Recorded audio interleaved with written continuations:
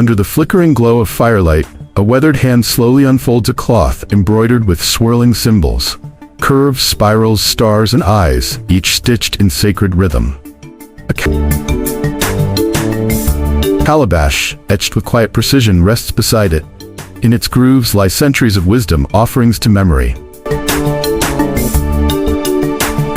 A body moves past the flame, its skin painted with marks older than empire, patterns not random, not aesthetic, but ancestral. And then a voice, low and steady, like the breath of the earth itself, whispers, "These are not just art, they are echoes of memory." In the world of African spirituality, symbols were not decorations, they were declarations. They were maps, prayers, contracts, warnings, and invocations. Languages spoken in silence, passed from hands to stone, from loom to skin, from mother to child. In a continent where knowledge often traveled without books, these symbols became sacred scripts, etched into shrines, worn into battle, and whispered into birth. Each line had purpose. Each design held a story, and together they guarded the truths of the people, their cosmologies, their ethics, their dreams. Truth was interrupted. Colonization did not arrive with curiosity, it came with fire and with fear. European missionaries and administrators looked upon these symbols and saw savagery instead of science, magic instead of meaning. The symbols were stripped of their sacredness, renamed as tribal art, and displayed as curiosities in faraway museums. The priests of the new religions burned the shrines, banned the rituals, and replaced the sacred cloth with imported robes. The knowledge that had once been carried through generations in symbols was scattered, silenced, forgotten, or so they thought. Yet nothing truly sacred dies. The symbols still breathe. They whisper through the fabric worn by elders at funerals, shimmer in beadwork passed from grandmother to granddaughter. They live in the graffiti drawn by youths who do not even know the full meaning of their lines, and in the tattoos that mysteriously reappear on bodies guided by ancestral dreams. These symbols have never left. They simply wait for recognition, for respect, for remembrance. And now we return, not to imitate, but to understand, not to collect, but to connect. This journey is not about museum pieces or academic theories, it is about living memory. A spiritual archive that pulses beneath the surface of African life. We will walk through the clods of the Akan, the carvings of the Kongo, the writings of the Ekbe, and the visions of the Dogon. We will uncover symbols that speak of the stars, the soil, the soul, and the unseen. These are not relics, they are revelations. So before we move forward, pause. Look again at what you've always seen, the patterns on your grandmother's wrapper, the lines on that family staff, the mural on a compound wall. What if those are more than designs? What if they are the words of your ancestors? This is not just a journey through myth and symbol, it is a return to the language of the spirit. This is how Africa remembers, and this is where we begin. Long before letters were carved into paper or pixel, African civilizations encoded their truths in forms that breathed. Symbols were not static images, they were vibrant, multi-dimensional tools of communication, spiritual, educational, and political devices wrapped in layers of cultural meaning. In many African societies, symbols were not merely seen, they were felt, they were engaged with. They were portals to memory, prophecy, and belonging. Among the Akan of Ghana, symbols like the Adinkra served as compact encyclopedias. Each sign carried not just an idea, but an entire proverb, a worldview, a moral guide. Janyame whispered of the sovereignty of the divine. Eben spoke of the sanctuary of the home. To wear these symbols on cloth, or to carve them into stools, was to speak without speaking, to declare values, to align oneself with ancestral teachings. One didn't need a book to know where they stood in the cosmos. The symbols taught you. In Nigeria, among the Ibibio and Igbo, The secret scripts of the Nsibidi tradition were layered with mystical intent. This was not just a visual language, but a sacred code, used in judgment, in love letters, in rites of passage. Carved into the walls of men's society halls or drawn delicately on the skin during rituals, these symbols were more than messages. They were mirrors of the soul, reserved for those whose spirit had been prepared to understand them. Even scarification and body art were not merely aesthetic choices. They marked lineage, victories, initiations, and spiritual protection. Each curve told a story. Each line was a page in an invisible book written on living flesh. Symbols on skin and fabric, in beads and tattoos, acted as identity markers across clans and regions. They connected people to place, to purpose, and to power. They were the flags of families, the signatures of spirits. Rituals were drenched in symbols, from the arrangement of stones in a circle to the layout of shrines facing the 4 sacred directions. When a drum was played, its pattern mimicked the symbols carved into the instrument itself. The sound echoed the symbols. The dance mirrored the symbols. Even silence, in sacred space, held the symbol of reverence. Every gesture, every space, every item was coded with intention, carrying forward the memory of the ancestors. Symbols were also philosophical texts, maps of metaphysics that revealed how communities understood time, balance, duality, death, rebirth, and cosmic justice. The Kongo cosmogram, with its sacred cross and cycle of life, did not merely decorate, it instructed. It framed the soul's journey from the realm of the living to the land of the ancestors and back again. It was both spiritual compass and cosmological theory, etched in wood, drawn in dirt, engraved in memory. These symbols governed councils, sealed agreements, told histories, and summoned rain. They were used to bind oaths, to mark transitions, to judge disputes, and to chart spiritual paths. Each was a part of a broader system, a living library where no page was missing, only hidden. And the keepers of this library were not silent scribes.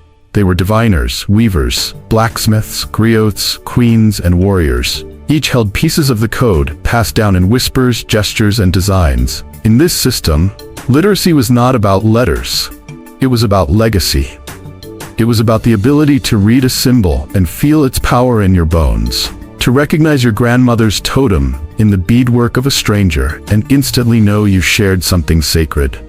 To walk into a shrine and see your future drawn in patterns that echoed your past. Symbols were not passive. They were active. They were sacred contracts between the people and the divine. And though many of these symbols have faded from view, they have not been lost. They are hiding in plain sight, in the patterns we wear without question, in the architecture we pass without pausing, in the rituals we perform without full remembering. They are waiting for us to see them again, not as designs, but as dialogues. Because in Africa, the ancestors did not write in ink.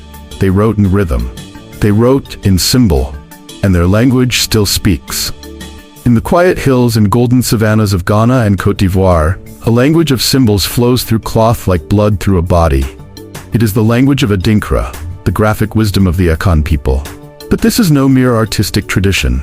It is a codified system of ancestral ethics, metaphysics, and memory. Every Adinkra symbol is a seed of philosophy, a prayer, a proverb condensed into form. These are not decorations. They are declarations of belief, identity, and purpose. Nyame is perhaps the most revered of all. A spiral balanced by symmetry, it translates to, except for God, affirming the omnipotence of the Creator and the Divine's presence in all things. To wear Nyame is to cloak oneself in a reminder that no power surpasses the spiritual. It appears on chieftain stools carved into gates, printed on fabrics used in weddings and funerals. It speaks in silence, reminding those who see it that beyond human strength, there is divine will. Duafe, with its soft, comb-like pattern, represents feminine virtue, beauty, hygiene, and nurturing. But this is not a shallow femininity. It is power and softness, discipline and care. The symbol honors the quiet force of mothers, the rituals of grooming and domestic upkeep that sustain community dignity. When women wear cloths marked with duafe, they don't just express identity, they carry forward a philosophy of gentle strength passed from womb to world. Then there's Eben, a simple form resembling a fence, but its meaning is profound. Security, safety, the emotional sanctuary of home. In a world of shifting powers and colonial intrusions, the symbol of Eben has long whispered the sacredness of family and protection. It tells of spaces where souls are nurtured and where spirits are shielded from harm. On walls, cloths, and jewelry, it wraps its message around communities like a mother's arms. These symbols are not confined to temples or museums. They live and breathe in everyday life. Adinkra symbols are found on funeral cloths where the designs speak louder than eulogies. They adorn royal regalia, not for show, but as emblems of ethical leadership. Kings and queens wear jayinyame to declare submission to divine order. Priests wrap themselves in duafe to express moral purity. Warriors once bore eban on shields, not merely to deflect spears, but to invoke ancestral protection. But Adinkra is not just visual, it's vocal. Each symbol has a name, and each name holds a story, a proverb, a lesson.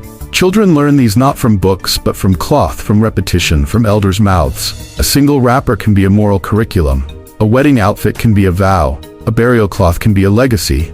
There are over 100 Adinkra symbols, each one a distilled truth. Some express justice, others speak of unity, patience, or vigilance. When the Akan people prepare for sacred events, they do not choose colors and patterns randomly. They choose meaning. They cloak themselves in intention. Even the ink used, made from the bark of the badi tree, carries spiritual weight. The process of dyeing is a ritual. The stamp is not mere print. It is an act of remembrance. During colonial rule, the use of Adinkra symbols quietly resisted the erasure of identity. Though rulers sought to suppress traditional expressions, the Akan people continued to wear their messages in fabric. A symbol became a statement. A pattern became a form of protest. The cloth became a canvas of resilience. And even today, Adinkra is not a relic. It's a revolution wrapped in heritage. To study Adinkra is to study African epistemology through geometry. It is to walk through a gallery of ideas where each design is a philosopher, each pattern a priest. The symbols may appear simple, but their meanings run deeper than rivers. They are reminders that the Akan did not separate beauty from wisdom, aesthetics from ethics. For them, every image carried a soul. So next time you see that swirling mark on kente or that subtle stamp on a funeral banner, pause. What you're looking at is not mere fashion. It is a library of values, a language of the ancestors. Adinkra is not just about seeing, it is about understanding. It is about listening to what the cloth is saying. And if you truly listen, it will take you back, not just to the past, but to purpose. Because the symbols still speak, and their wisdom is as relevant today as it was when they were first etched under the Akan sun. In the lush, green forests of southeastern Nigeria, there exists a language without words. A mystical code carved into history, wrapped in secrecy, and passed from the lips of initiates to the soul of tradition. It is called Nsibidi. To the untrained eye, Nsibidi symbols may seem like abstract marks, but to the initiated members of the Ekbe society, they are sacred diagrams of truth, power, justice, and emotion. They are the breath of ancestral intellect, etched in lines. Unlike written languages bound to phonetics, Nsibidi is ideographic. It speaks not through sound, but through image and idea. A single symbol can hold an entire conversation, depending on who reads it, where it is placed, and when it is drawn. This was not a language for the masses. It was a tool of ritual and sacred order, reserved for those whose spirits had been initiated into the Ekbe or leopard society. To know Nsibidi was to be a keeper of mysteries. Used among the Efik, Ibibio, Igbo, and other ethnic groups, Nsibidi was more than communication. It was authority. Elders of the Ekbe society would draw Nsibidi on the ground with sticks or carve it into the walls of meeting houses to deliver judgments, settle disputes, or initiate negotiations. In times of peace, Nsibidi scripted alliances. In moments of war, it encoded strategies. In love, it was drawn onto palm fronds to whisper desires too sacred for voice. When two souls exchanged Nsibidi, it was a covenant, not a flirtation. The secrecy of Nsibidi was its strength. Its meanings were guarded with intense discipline. Initiation into the Ekbe society was no mere ceremony. It was a spiritual transformation. One had to earn the right to understand the code, to speak its silence. Outsiders might see symbols drawn on calabashes, walls, or textiles and assume decoration. But every line had consequence. Every curve held a verdict. To misuse it was to disrespect not only the present, but the ancestors who shaped its essence. Women, though often barred from full initiation, created parallel Nsibidi forms used in dances and private rituals. This ensured that the feminine voice remained inscribed within the broader sacred structure. These symbols would appear in body art, in the weaving of mats, or the arrangement of ritual items, quietly asserting the spiritual wisdom of women within the domain of secrets. But Nsibidi did not die when the ships came. It boarded them. Through the forced migrations of the transatlantic slave trade, these symbols crossed oceans, embedding themselves in the cultural DNA of the diaspora. In Cuba, traces of Nsibidi appear in Abacoa rituals, a fraternal society that echoes the structure and secrecy of Ekpe. In Haiti and Brazil, certain vives and spiritual sigils resemble Nsibidi's curves and angles, suggesting that even in exile, the code adapted, survived, and rerouted. Colonial systems and Christian missionaries once sought to ban Nsibidi, branding it pagan and dangerous. But like the society that birthed it, the code went underground. It faded from public walls and danced instead in ritual halls and secret ceremonies. Yet today, artists, scholars, and spiritual seekers are bringing Nsibidi back into the light, not as a relic, but as a revelation. Contemporary visual artists in Nigeria use it to challenge modernity with memory. Fashion designers and tattoo artists encode Nsibidi into wearable legacies, and digital archivists are working to preserve its logic before time swallows what secrecy protected.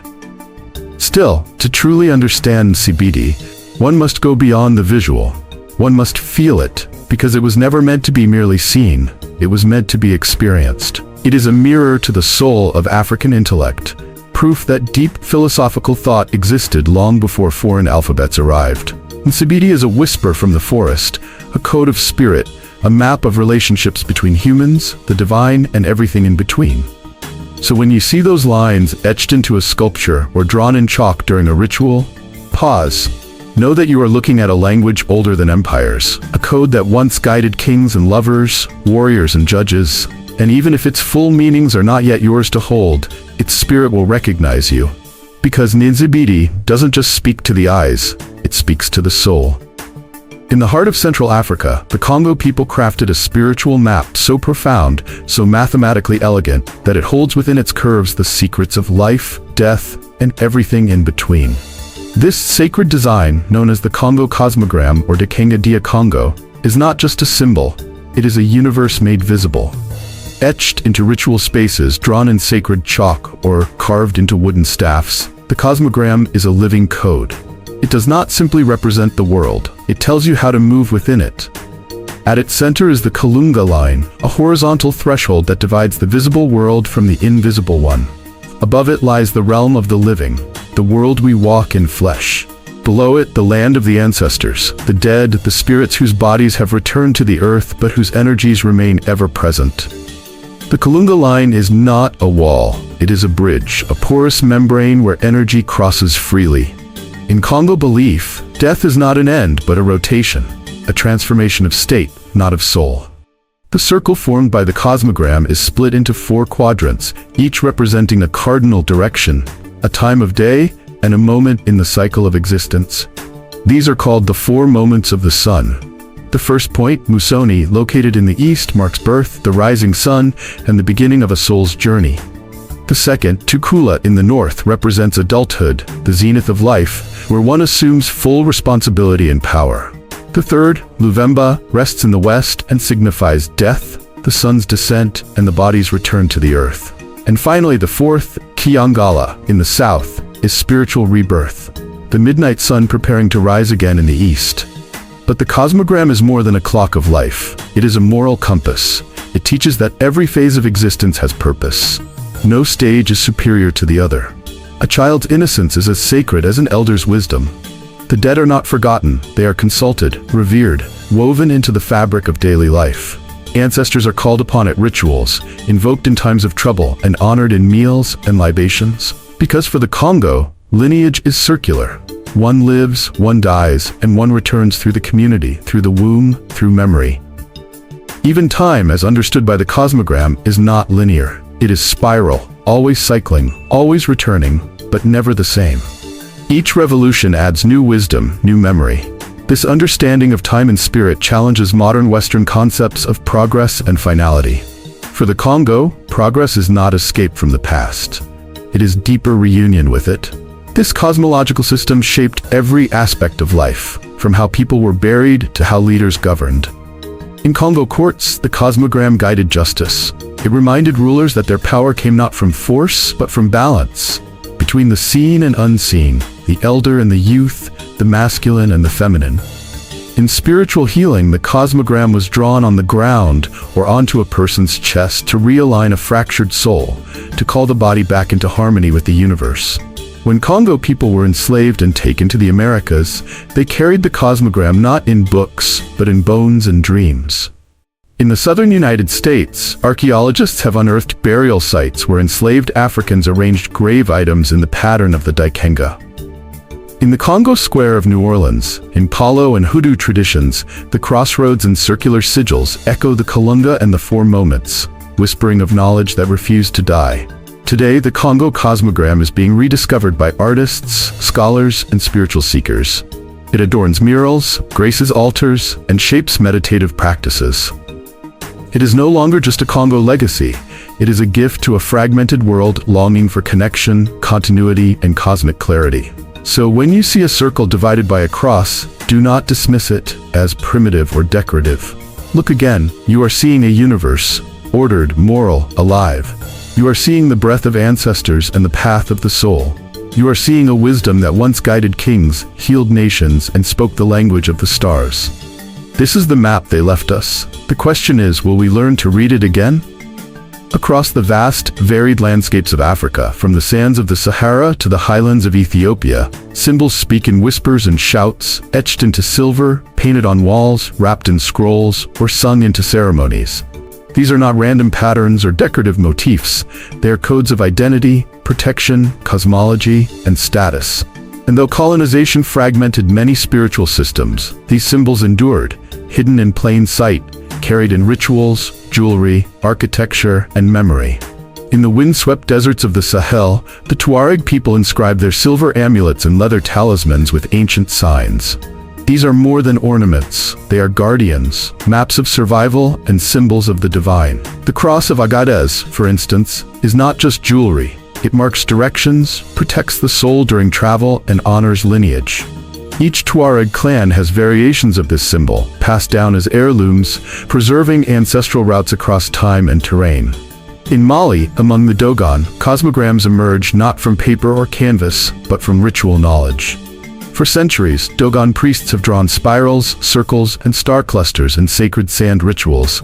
These symbols, which describe the orbits of Sirius A and its invisible companion star Sirius B, stunned Western astronomers when they realized the Dogon knew of these celestial bodies long before they were discovered by telescopes. These diagrams are not merely astronomical, they are metaphysical, showing how the cosmos spirals with life, death, and rebirth. For the Dogon, symbols are star charts and soul charts alike. Further south, in the colorful communities of the Ndebele people of South Africa and Zimbabwe, symbols burst across the walls of homes. Bold triangles, zigzags, and grids are painted in striking colors, forming a living visual language. To outsiders, these may appear as abstract art. But within the culture, each shape tells a story. Some mark a family's status, others indicate a rite of passage, a recent marriage, or a mother's lineage. These murals are not just expressions, they are announcements to the spirit world and the community alike.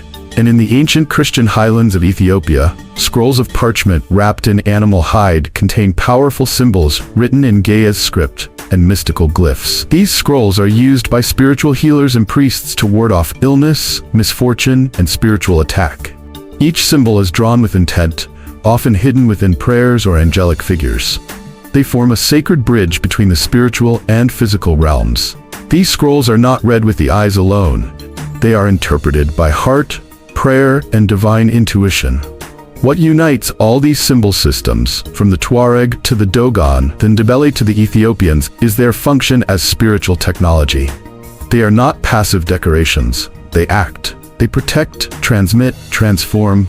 They reveal a Pan-African truth, that the sacred was never confined to temples or books. It lived in the open, in the body, the home, the stars, the silver worn at one's neck. Though each region speaks its own symbolic dialect, Together they form a continent-wide language of ancestral wisdom. These symbols are fragments of a spiritual continent, scattered but not shattered, echoing the same pulse. The question is not whether the symbols still speak. It is whether we are ready to hear them. They told us the symbols were dead, just dust on old cloth, scratches on forgotten walls, trinkets buried with chiefs. But we know better now.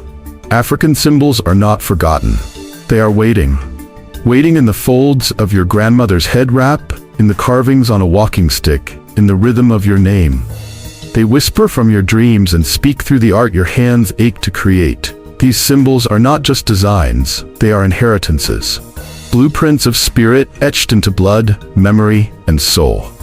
So I ask you, what symbols are hiding in your bloodline?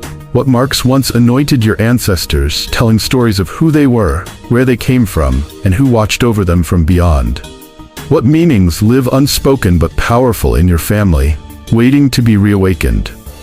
Maybe it's a design you've always been drawn to, a pattern in your home that no one can explain. Maybe it's a dream that keeps repeating, or a name that echoes deeper than logic. These are not coincidences. They are calls. Calls to remember, to reclaim, to rise. Your journey doesn't end with this video, it begins with it. Begin asking questions, talk to your elders, visit your roots, even if only through prayer. Recreate the patterns, draw them, dance them, wear them.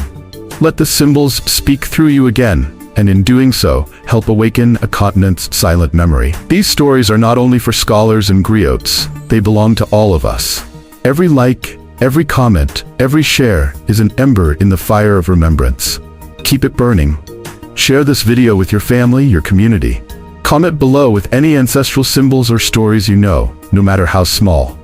Subscribe and join us as we uncover the sacred codes our ancestors left for us. Because this is more than a video, it's a revival. And as we close, may I pray for you, not with mere words, but with the breath of the ancestors. May your path be marked by wisdom. May the symbols of your bloodline rise to greet you. May the spirit of your ancestors surround you with protection, knowledge, and peace. May every forgotten name in your lineage be remembered with honor, and may you walk boldly in the light of the sacred codes that live within you. Asay, Amin. May it be so.